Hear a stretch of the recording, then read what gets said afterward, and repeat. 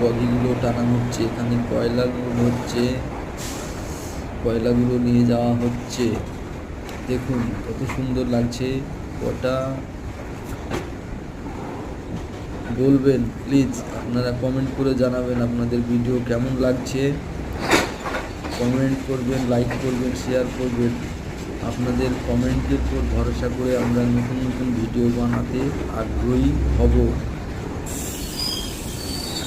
ওকে, অনেক অনেক ধন্যবাদ বন্ধুরা। দেখুন পুরো ভিডিও, ভালো লাগবে অবশ্যই। প্লিজ আমার পাশে থাকবেন, সবাই সাপোর্ট করবেন। সবাইকে অসংখ্য অসংখ্য ধন্যবাদ। থ্যাংক